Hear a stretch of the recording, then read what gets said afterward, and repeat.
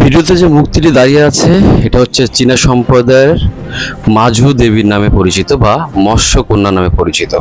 এটা বাস্তব পরিচয়, সে সমুদ্রে থাকা মাঝিদের বা সমুদ্রে থাকা মানুষকে বিপদের হাত থেকে নাকি রক্ষা করত। সে নাকি আধ্যাত্মিক ক্ষমতার অধিকারী ছিলেন। সে আবহাওয়া এবং ঝড়ের আগাম বার্তা দিতে পারতেন, সে দিয়ে সাহায্য করতেন, যেটা তাকে চীনা সম্প্রদায়ের কাছে বিশ্বাসে পরিণত করেন। সে নাকি ছিলেন অলৌকিক ক্ষমতার অধিকারী। সে ধ্যানে মগ্ন থেকে এবং তার বাবা এবং তার ভাইকে সমুদ্র থেকে বিপদের হাত থেকে রক্ষা করেন।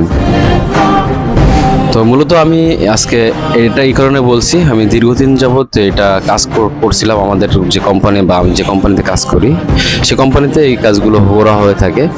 তো আমি তার ইতিহাস জানতে চাইলাম এবং ইতিহাস জানার পরে আমি অবাক হইলাম যে সে নাকি অলৌকিক ক্ষমতার অধিকারী। এই জন্য তাকে তার জন্মদিনে বা বিশেষ অনুষ্ঠানে, বিশেষ করে চীনাহারিতে চীনাদের নতুন বছরের নববর্ষে নাকি তাকে এভাবে বরণ করা হয় আলোকসজ্জা